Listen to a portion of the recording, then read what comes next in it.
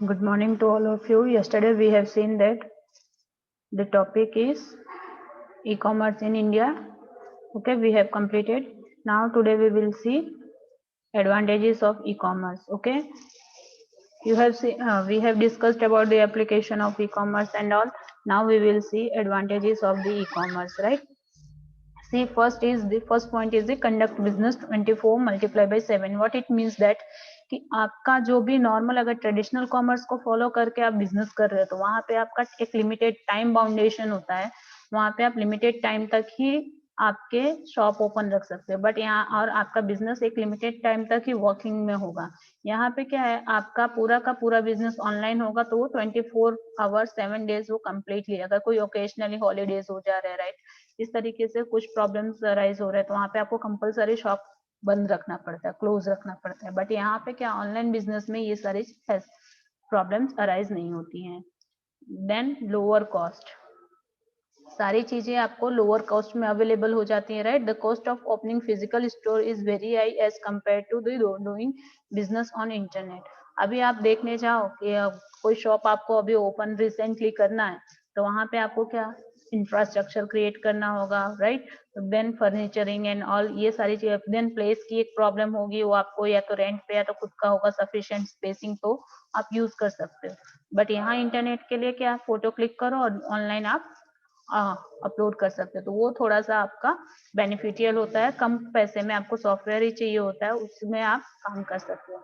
No boundaries और geographical limitation, physical जो storage के लिए limited by it's geographical of services. It means what, जो आपका फिजिकल स्टोर है उसका एरिया क्या होता है, जो आपका एक्सपांडिंग जो एडवर्टाइजमेंट वगैरह होता है वहां पे जियोग्राफिकल लिमिटेशंस आता है। इट मीन जिस एरिया में उस पर्टिकुलर एरिया तक ही आपकी लिमिटेशन होती है। बट ऑनलाइन बिजनेस में क्या, ये पूरे ऑल ओवर इंडिया या फिर आपका अगर वर्ल्ड वाइड पे भी आपको इसको अगेन आगे एक्सपांड करना है, you can expand. Improve the better customer services, जो कस्टमर की सर्विसेज होती है उसे इम्प्रूव करता है। Resulting better customer services, query related, price related query, quantity, features and products and other resulting is the better customer. Online support system जो आप देख सकते हो। Team work, team work means what, जैसे कि ऑनलाइन ट्रेडिशनल में क्या होता है, वन शॉप में एक पर्सन बिलिंग के लिए होता है, इस तरीके से यहाँ पे सिंगल ऑर्डर होते हैं इसके लिए, सिंगल और more than not more than 10 orders. But यहाँ पे ऑनलाइन में क्या होता है, आपका मोर देन 100 ऑर्डर्स होता है, तो वहाँ पे पूरे की पूरी टीम अलग होती है। आपका ऑर्डर मैनेजमेंट का पूरा टीम अलग होगा, प्रोडक्ट पैकिंग के लिए टीम अलग होगा, डिस्पैचिंग के लिए अलग होगा, ओके, तो ये बिलिंग के लिए अलग होगा। तो ये सारी की सारी चीजें अलग अलग डिपार्टमेंट के लोग, और डिलीवरी के लिए अलग होगा।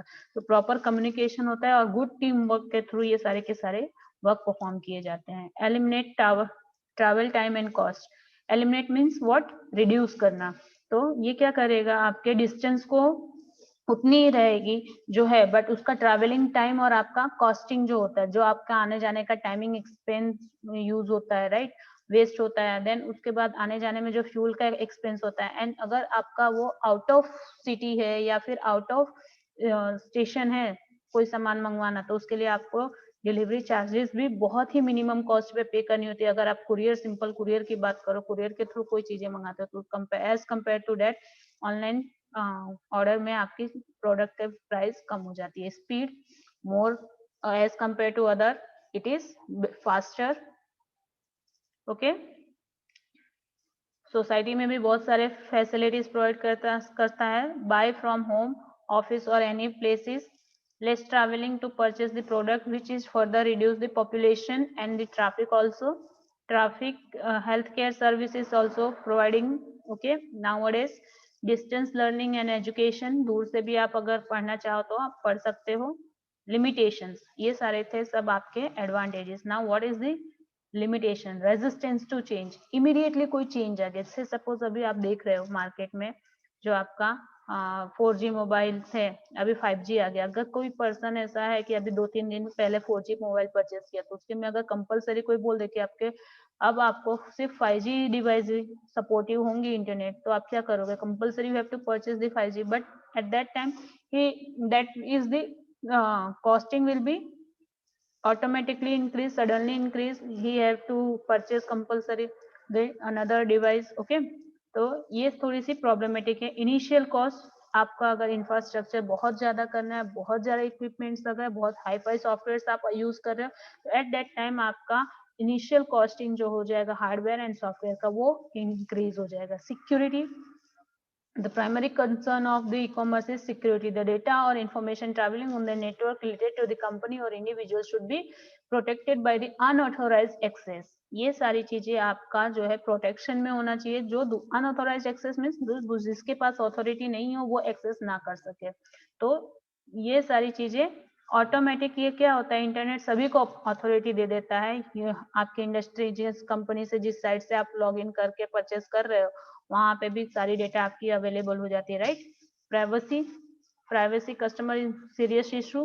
किसी भी कस्टमर की प्राइवेसी बहुत ही सीरियस इशू है. अगर कोई साइट पे आपने कोई प्रोडक्ट परचेस किया, जिससे सपोज आपका कॉन्टेक्ट नंबर हुआ, ईमेल एड्रेस हुआ, like that type of things, तो वो सारी चीजें आप वहाँ पे सेंड करते हो. ओके, तो वो सारी चीजें आपके उस साइट के ऊपर जाती है, तो उन लोग अगर चाहें तो मिसयूज भी कर सकते हैं. ओके, लीक भी हो सकते हैं. Lake of trust. ट्रस्टवर्थी नहीं है, डेट इज सही है. Non delivery product. अगर मान लो आप फर्स्टली पेमेंट प्री पेमेंट करते हो, कैश ऑन डिलीवरी नहीं सिलेक्ट कर रहे हो, तो अगर इसकी भी कोई गारंटी नहीं है कि आपकी प्रोडक्ट डिलीवरी पेमेंट हो गई तो प्रॉपर टाइमिंग पे आ जाए, और जिस प्रोडक्ट की डिलीवरी आपने की हुई ऑर्डर की हुई वही प्रोडक्ट आपको डिलीवर हुआ है. Sometimes it happens. बहुत सारी ऐसी फेक साइट्स हैं जो आपसे पेमेंट करवा लेती है बट प्रोडक्ट आता ही नहीं है. Time for delivery of the product. Sometimes it take more time. Okay, जितना टाइम उन्होंने प्रोवाइड बोला गया है वहां से आपको प्रोवाइड किया गया कि मिनिमम 3 to 4 डेज में आपके पास डिलीवरी आ जाएगी, बट समहाउ वो सेंड नहीं, डिलीवरी नहीं मिल पाती है, तो थोड़ा सा उस समय पे उसके प्रोसीजर्स लंबे हो जाते हैं. और where it is e-commerce is most often conduction using the credit card facilities, and as a result very small and very weak are not preferred with the conducted online. It means what, आपका जो कि यहाँ पे credit card या debit card के through जो है आपका ऑनलाइन परचेजिंग अगर आप कर रहे हो तो बहुत सारा अमाउंट जो है ट्रांजेक्शन प्रेफर नहीं किया जाता है. Now e commerce business model कौन से जैसा कि आपने ई कॉमर्स में पढ़ा हुआ इकोनॉमिक्स में एंड ओसी वगैरह में, कौन से हैं. Business to consumer, it mean business to customer, business to business. Okay, consumer to consumer, consumer to business. तो यहाँ पे देखो बिजनेस टू कंज्यूमर क्या है, जो प्रोडक्ट आपके बिजनेस से डायरेक्टली कंज्यूमर को जाती है, that type of model is considered as a business to consumer model. Okay, Flipkart best example. जो और आपके शॉपकीपर्स हैं वहां से आप रिटेलर के पास से आप लेते हो, that is the best example. Okay, then business to business. Okay, wholesaler to supplier, ये एक टाइप का बिजनेस टू बिजनेस है. ओके, एक बिजनेस वाला दूसरे बिजनेस वालों को प्रोवाइड करता है. Distributor and wholesaler, manufacturer to another. Okay, वो सारी चीजें होती हैं.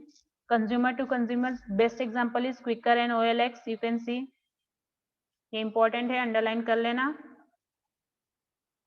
एग्जाम्पल कमोडिटी, यहाँ पे भी आप देख सकते हैं बिजनेस टू बिजनेस के लिए ट्रेड इंडिया एंड commodity.in.